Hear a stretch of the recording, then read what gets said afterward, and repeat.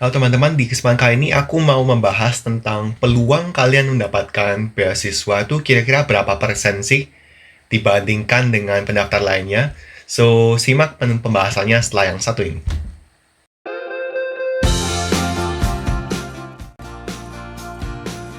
Ya, jadi memang tujuan akhir dari mendaftar beasiswa ya pastinya mendapatkan beasiswanya, mendapatkan email bahwa kalian berhasil lolos dari beasiswa tersebut. Tapi juga pasti ada satu faktor yang menentukan apakah kalian tuh bisa dapat beasiswa itu. Yang pertama adalah kuota beasiswanya, berapa kuotanya.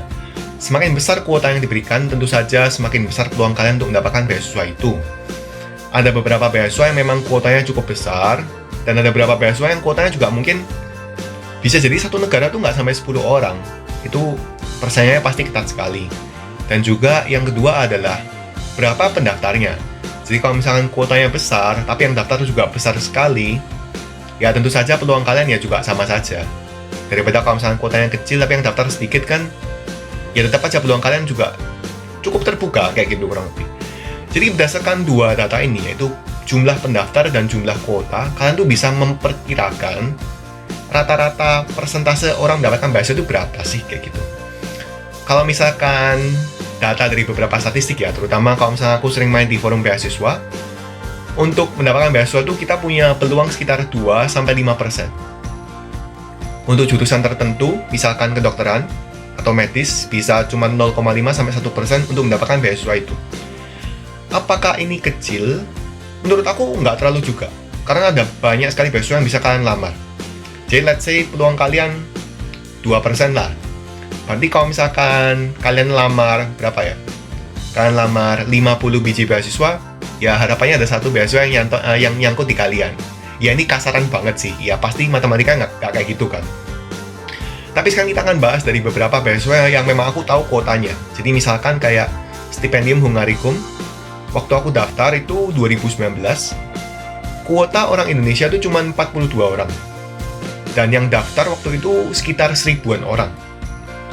Berarti kalau misalkan kita hitung persentasenya, berapa nih kira-kira rasionya? Sekitar 1000 dan 42. Ya 2% lebih sedikit lah mungkin ya. Kalau misalkan 1000 dan 40 kan 2,5%. Jadi 2,5% lah kurang lebih. Jadi dengan peluang 2,5% itu ya memang cukup ketat sih peluangnya. Oke. Tapi sekarang sejak perjanjian bilateral antara Indonesia dan Hungari itu semakin erat, kuota dari beasiswa Stipendium Hungarikum ini meningkat.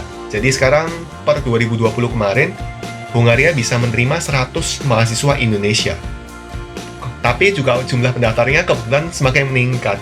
Kenapa? Karena publikasi dari beasiswa Stipendium Hungarikum yang semakin marak. Jadi semakin banyak orang yang tahu, semakin banyak orang yang daftar, kayak gitu.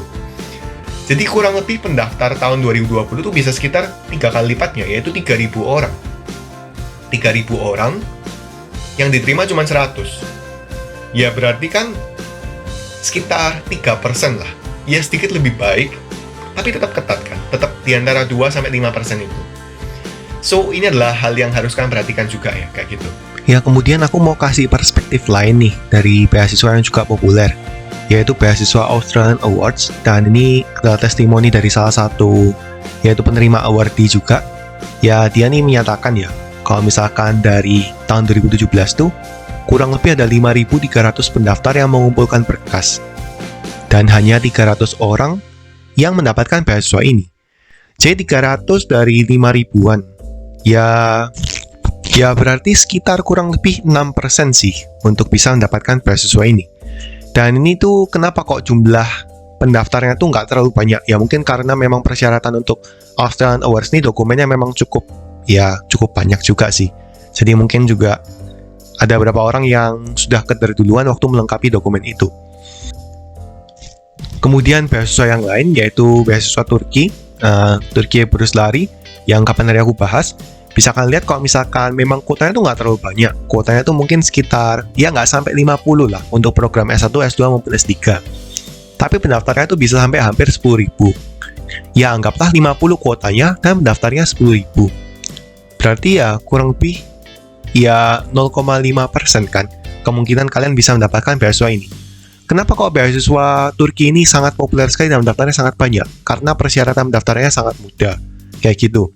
Meski demikian, di tahun 2020 bisa dilihat di berita ini bahwa pemerintah Turki memberikan kuota tambahan beasiswa untuk pelajar Indonesia. Yang mana ini jadi ya hal yang positif ya. Padahal kalau misalkan dilihat ini, bisa dilihat di bawahnya adalah pemerintah Turki biasanya yang memberikan beasiswa kepada 50-80 pelajar internasional nih, ya di semuanya ya, di semua daerah kayak gitu. Saya kan bayangkan, kalau misalkan itu dibagi ke 10 negara aja, tiap negara cuma bisa ngirim 5-8 murid. Ini kan sebuah peluang yang juga pastinya tidak besar, kayak gitu. Kemudian beasiswa lain yang aku tahu yang memang sangat ketat tuh beasiswa, misalkan beasiswa Max, di mana pendaftarnya tuh bisa sampai 10.000 bahkan belasan ribu orang setiap tahunnya. Kalau kita bandingkan dengan jumlah kuota yang diberikan, ya mungkin 100 saja itu sudah banyak banget. Ya 100 lah, kita ambil 100 saja. Berarti kesempatan kalian dapat beasiswa Max itu cuma 1%. Itu kalau dipukul rata ya. Berarti ini kan beasiswa yang memang kompetitif sekali kan, saturated sekali competition di sini, kayak gitu. Kemudian untuk beasiswa yang kita tahu yang terkenal juga di Indonesia itu LPDP. Aku ambil data dari tahun 2021, bulan Juni 2021, untuk beasiswa yang internasional ya, berarti yang luar negeri LPDP LN. Di sini ada berita dari Detik, jadi jumlah pendaftarnya ada 6.166 orang, dan kuota yang diberangkatkan nih cuman biasanya ya LPDP 300-500 orang. Anggaplah 500 kayak gitu. Ya berarti kurang lebih sekitar 8% sih, mungkin 8,3% lah peluang untuk kalian mendapatkan LPDP LN di periode itu. So memang ada beberapa beasiswa yang ternyata bisa memberikan tingkat persentase hampir 10%, seperti LPDP. Mungkin juga beasiswa-beasiswa yang kurang diminati atau beasiswa-beasiswa yang cenderung ada application fee-nya. Misalkan kayak Denmark Scholarship yang kemarin aku kasih tunjuk, itu kan beasiswa itu kan harus membayarkan sejumlah application fee yang nominalnya tuh lumayan besar.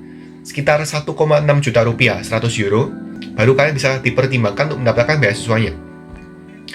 Beasiswa semacam ini tuh cenderung lebih relax kompetisinya, kayak gitu.